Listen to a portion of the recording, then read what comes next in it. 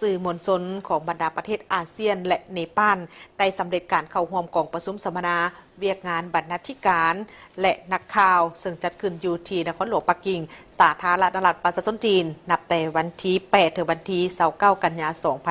2025การสัมมนาครั้งนี้โดยได้รับทุนช่วยเหลือจากรัฐบาลจีนและกระทรวงการค้าแห่งสาธารณรัฐประชาชนจีนพวกเขาได้เข้าใจลึกซึ้งเกี่ยวกับเส้นทางการพัฒนารูปแบบการปกครองและยุทธศาสตร์การต่างประเทศของจีนกองประชุมเหล่านี้ได้เปิดกว้างความรู้ของพวกเขาเกี่ยวกับวิธีการที่จีนได้สร้างประเทศของตนให้ทั่วโลกสนับสนุนความมั่นคงโดยผ่านการปกครองที่ดีและปฏิรูปประเทศอย่างทันสมัยพวกเขาได้มีการเยี่ยมยามหอพิพิธภัณฑ์พรรคคอมมิวนิสต์จีนและได้เรียนรู้การเติบใหญ่ขยายตัวของพรรคคอมมิวนิสต์จีนในอดีตถึงปัจจุบันเรียนรู้เกี่ยวกับการต่อสู้ทางประวัติศาสตร์ต้านการหุกคานของต่างประเทศไสยสนะอย่างนักหน่วงเพื่อปลดปล่อยชาติและความมณพยายามที่พิเศษในการสร้างสาประเทศชาติคืนใหม่จากสงครามที่เสียหายการเยี่ยมยามครั้งนี้ได้เตือนในพวกเขาว่าผลสำเร็จของจีนในปัจจุบันบ่ได้รับไสยสนะอย่างง่ายดายเขาเจ้าเป็นผลมาจากการเฮ็ดเวียกนักหลายทศวรรษการนำพาที่เป็นเอกภาพและกำลังรวมของประชาชนของตนหอพิพิธภัณฑ์บ่เพียงแต่เป็นเครื่องบูชาในอดีตแต่ยังเป็นสัญลักษณ์ของวิสัยทัศน์การนำพาและความสามัคคีที่สืบต่อสร้างอนาคตของประเทศจุดเด่นอีกอันหนึ่งของโครงการแม่นการไปทัศนศึกษาอยู่เมืองตาลี่แขวงจุนันพวกเขาใช้เวลา6วันที่บ่สามารถลืมได้เพื่อสำรวจความงามธรรมชาติและความอุดมสมบูรณ์ทางด้านวัฒนธรรมจากวัดวาอาหารที่เงียบสงบและตลาดประเพณีไปสู่ภูมิสันฐานที่สวยงาม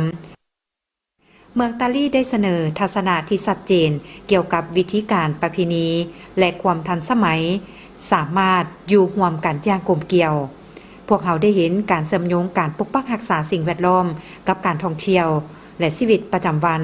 ซึ่งเป็นการแสดงให้เห็นถึงความมั่นหมายของจีนในการพัฒนาแบบยืนยงได้สะท้อนถึงบริมสิทธิ์ของภาคพื้นอาเซียนพวกเขาได้เห็นด้วยตนเองว่าการปฏิบัติกสิกรรมที่เป็นมิตรกับสิ่งแวดล้อมการรักษาชีวนานาพันธุ์และการอนุรักษ์มรดกวัฒนธรรมได้หันเมืองตาลี่ให้กลายเป็นตัวเมืองในการท่องเที่ยวสีเขียวและการพัฒนาชุมชนดังที่ทานสีจิ้นผิงได้เน้นนักว่า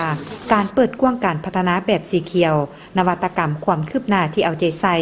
ประชาชนแม่นหลักฐานของการพัฒนาของจีน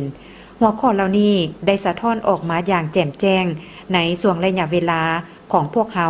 ที่เยี่ยมยามอยู่เมืองตาลี่โดยเฉพาะเมื่อพวกเขาย่างตามแคมป์ทะเลสาบไหบ่เพียงแต่เป็นพยานถึงความงามทางธรรมชาติเท่านั้น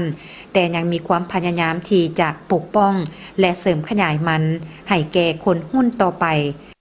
การสัมมนาครั้งนี้บ่เพียงแต่ได้เพิ่มพูนความรู้ให้แก่พวกเขาเท่านั้นยังได้เปิดกว้างทัศนะของพวกเขาได้เข้าใจอย่างลึกซึ้งเกี่ยวกับปรัชญาการพัฒนาของจีนยุทธศาสตร์การคุ้มครองและสถานที่ของตนในภาคพื้นและในทั่วโลก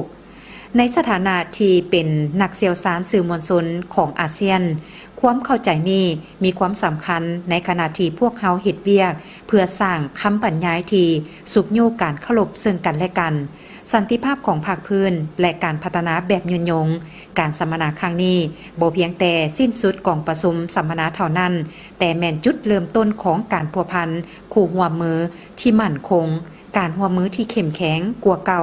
ระหว่างบรรดาประเทศอาเซียนเนปาลและจีน